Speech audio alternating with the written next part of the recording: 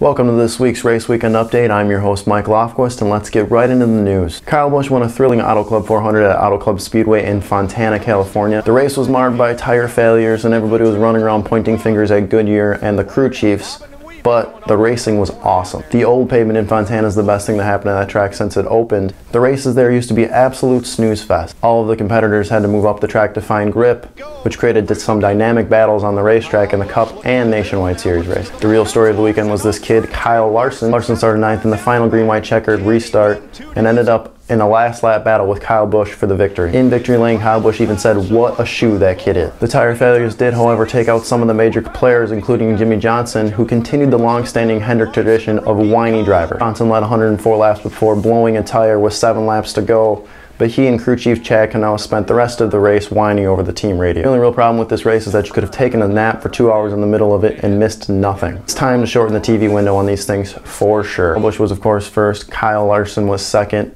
Kurt Busch was third, Matt Kenseth was fourth, and Tony Stewart rounded out the top 5. Sam Hornish Jr. finished 7th, who had to sub for Denny Hamlin, who was suffering from a sinus infection so bad it actually impaired his vision. Hornish was actually on standby for Matt Kenseth, who is awaiting the arrival of his next child, and was called in and even put up a pretty respectable finish. In this week's Danica Patrick update, there's actually not that much to talk about. Danica had a really good race, solid 14th place finish, but I'm sure that somebody will find something to complain about. The NASCAR Sprint Cup Series is back on track Sunday for the STP 500 at Martinsville Speedway, and I can't wait to see the guys back on the short track. Before Kyle Larson put on an amazing show Sunday, he actually dazzled in Saturday's TreatMyClot.com 300 at Auto.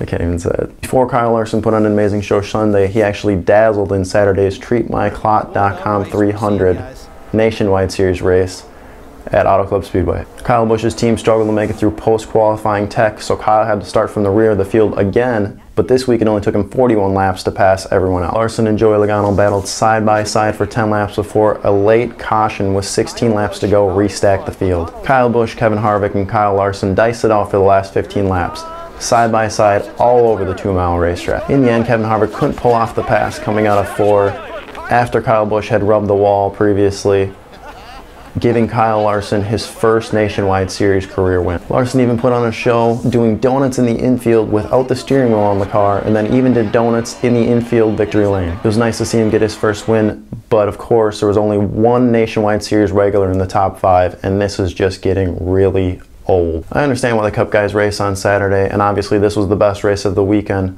but something needs to be done to make this a different television product for the average fan.